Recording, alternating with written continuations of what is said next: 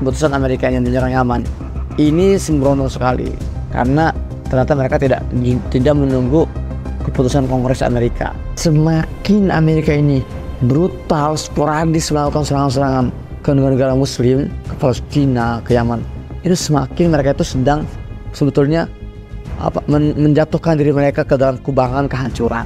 Kalian akan terpecah atau akan terbagi menjadi 3 tentara di Syam, tentara di Yaman, tentara di Irak. Orang sahabat ini bertanya, Rasulullah, kalau saya hidup di masa itu, saya harus gabung kemana? Bersabda Rasulullah SAW, kalian gabunglah ke Syam. Bismillahirrahmanirrahim. Assalamualaikum warahmatullahi wabarakatuh. Teman-teman, apa kabar semua? Kembali lagi bersama saya Muhammad Hussein di channel Muhammad Hussein Gaza.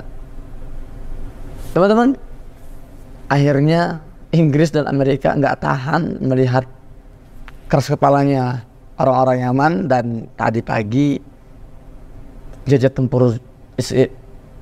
tempur Inggris dan Amerika akhirnya membombardir sejumlah wilayah Yaman di Sanaa. Teman-teman, ada apa dengan fenomena ini? Kenapa Yaman seberani itu? Jadi sebetulnya teman-teman, kalau kita lihat konstelasi peperangan dan konflik yang terjadi beberapa hari terakhir ini semakin jelas mengarah kepada nubuat Nabi Muhammad SAW yang sudah disampaikan 14 abad yang lalu. Subhanallah, 1400 tahun yang lalu Nabi SAW pernah dalam sebuah hadis dari Ibn Hiwalah yang diriwayatkan oleh Abu Daud dan Ahmad, beliau mengatakan, Nabi SAW bersabda, "Sesirul amr ila an takunu atau ila an takuna junudan sesirul amr ila an takunu junudan mujannadah jundun fi Syam, jundun fi Iraq, jundun fi Yaman." Faqala, "Khir li ya Rasulullah, inna raqul dhalik." Qala, "Alaikum bisyam fa innahu safatu biladillah yaskunu akhiratu min khalqih." Aw fi ma'na. Nabi SAW pernah bersabda 14 abad yang lalu, bayangkan Pak. Jadi semua hal yang terjadi di hari ini sudah pernah dibahas oleh Rasulullah SAW akan terjadi.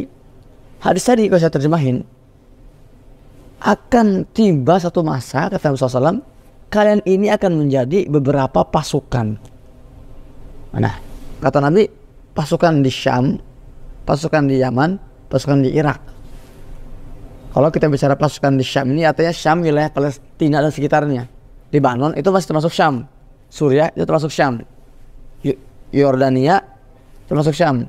Jadi kata Nabi SAW, kalian akan terpecah menjadi 3 pasukan. Pasukan di Syam, pasukan di Yaman, pasukan di Irak. Dan hari ini kita semua disaksikan, ya, kita semua dipertontonkan. Memang sekarang di antara pasukan yang bergerak selain Gaza, selain Lebanon, ini adalah Yaman dan Irak. Yaman ini bergerak dengan melakukan berbagai aksi blokade lautnya. Kita lihat, subhanallah, Yaman ini bukan sebuah negara kaya loh, dan bukan juga negara yang kuat militernya. Jadi apa gunanya kita punya tentara yang orangnya kuat tapi nggak ada keberanian? Yaman sebenarnya nggak kuat-kuat banget, tapi mereka berani luar biasa. Dan itu mereka berhasil loh memberikan pukulan untuk Zionis dengan mereka memblokade laut milik mereka itu, laut kekuasaan mereka. Itu mereka telah membuat Zionis Israel dan Amerika kerugian puluhan miliar dolar. Luar biasa. Nah, itu di Yaman. Ada juga di Irak. Sama di Irak juga, ketika Gaza ini dibombardir, mereka langsung bergerak juga. Mereka menghantam pangkalan-pangkalan militer Amerika ada di Irak. Kok Amerika yang jadi tahan-taman, yang jadi target? Karena memang kita semua melihat, kita semua menyaksikan, memang pembantaian Al-Gojonya hari ini Israel itu orang Zionis Al-Gojonya. Meskipun ada beberapa orang Amerika di situ juga, ada beberapa tentara Amerika dan Inggris dan beberapa negara Eropa ada. Tapi mayoritas itu orang Zionis. Nah, sementara donaturnya, promotornya, otak itu Amerika. Jadi sebetulnya kalau kita mau menghentikan serangan-serangan Zionis ke Palestina, itu Amerika itu yang harus kita benahi itu. Dan itu yang difahami oleh orang-orang Irak. Makanya orang-orang Irak ini mereka nggak segan, mereka menghantam, menekan Amerika dengan melakukan serangan-serangan ke kedutaan besar atau ke pangkalan militer Amerika di Irak. Begitu juga di Yaman. Di Yaman ini juga ya mereka pada dasarnya mereka itu menyerang kapal-kapal yang berafiliasi dengan Amerika. Yang tidak hanya di blokade tapi juga diserang. Itulah kenapa akhirnya Zionis Amerika dan Inggris akhirnya mereka nggak kuat dan mereka terpancing, akhirnya ratusan misil pesawat tempur Amerika dan Inggris itu membombardir wilayah Yaman. Dan uniknya keputusan Joe Biden, keputusan Amerika yang menyerang Yaman ini sembrono sekali karena ternyata mereka tidak menunggu keputusan Kongres Amerika. Ini yang menjadi sekarang berkecamuk konflik dalam tubuh Amerika. Mereka sudah muak ketika uang pajak mereka ini digunakan untuk perang yang tidak berkesudahan, yang tidak berakhir. Perang di Afghanistan, perang di Irak, perang di Palestina, bahkan perang di Yaman hari ini. Semakin Amerika ini brutal, sporadis melakukan serangan-serangan ke negara-negara Muslim, ke Palestina, ke Yaman, itu semakin mereka itu sedang sebetulnya menjatuhkan diri mereka ke dalam kubangan kehancuran. Jadi itu sudah tidak bisa dihindarkan. Makanya semakin mereka berambisi untuk menguasai dan menundukkan negara-negara Muslim, semakin mereka itu sebetulnya sedang menghancurkan diri sendiri. Ini ada sebuah sesuatu yang tidak bisa dielakkan. Ya. Jadi kita semua sepakat bahwa suka tidak suka dengan tanpa kita, Palestina pasti merdeka, umat Islam pasti kembali kepada kejayaannya. Tapi sekarang pertanyaannya adalah di mana posisi kita ketika itu terjadi. Nah, kembali ke hadis yang tadi di awal. Ketika Nabi SAW mengatakan kalian akan terpecah atau akan terbagi menjadi 3 tentara. Tentara di Syam, tentara di Yaman, tentara di Irak. Nah, Ibn Hawalah ini seorang sahabat ini bertanya, Rasulullah, kalau saya hidup di masa itu, kalau saya merasakan langsung peristiwa di masa itu, saya harus gabung kemana? Saya harus gabung ke Syam kah, Yaman atau ke Irak?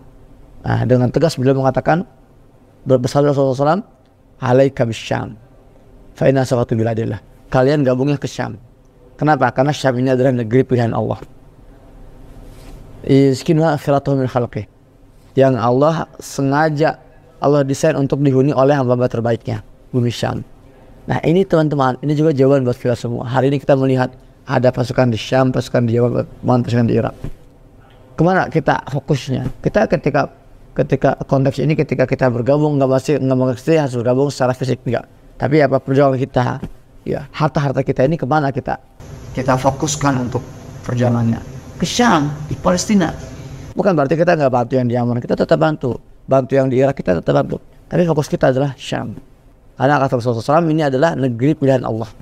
Dan kita, ya sebuah kehormatan kalau kita bisa menetapkan harta kita, memposisi tenaga kita, ya memberikan kemampuan kita untuk bisa berkontribusi dalam perjuangan para pasukan Allah di bumi Syam, di Palestina. Masya Allah. Sekali lagi, jadi semua fenomena ini, semua peristiwa-peristiwa ini, ya ini semua mengarah kepada apa? Kepada hadis Rasulullah SAW. Dan ingat, dalam hadis lainnya Rasulullah SAW bersabda, tidak akan terjadi hari kiamat sebelum umat muslimin akan memerangi orang-orang Yahudi dan kita akan menang. Ini sebuah kepastian. Sampai nanti orang Yahudi ini akan bersembunyi di balik pepohonan dan bebatuan. Pepohonan dan bebatuan akan bicara, wahai Allah yang muslim, ini Yahudi nama saya. Jadi buat kalian yang memiliki keyakinan bahwa hadis ini masih benar, maka ya udah, dari sekarang kita persiapkan diri kita. Kalau kita belum bisa bantu secara fisik, kita belum bisa kesana, kita kirimkan harta-harta terbaik kita untuk perjuangan di Palestina. Ya, baik teman-teman, demikian konten singkat hari ini. Berarti masih ada di wilayah Surabaya, di wilayah Sidoarjo sekitarnya. Bagi teman-teman yang hadir dan kajian kami, silakan. Pengumumannya ada di Instagram saya, baik Instagram yang 123 ya, karena semuanya Haji Bennett. Kalian follow aja semuanya agar terus update perkembangan terbaru seputar Palestina dan Baitul Maqdis. Teman-teman, jangan biarkan isu ini tenggelam. Jangan kasih kendor, teman-teman. Ya, keseriusan kita diuji sekarang ini ketika media-media Muslim sudah tidak lagi studi memberitakan Palestina, sudah lelah membicarakan Palestina. Apakah kalian juga lelah? Apakah kita juga lelah? Ini semua kembali kepada sejauh mana kecintaan kita terhadap Baitul Maqdis.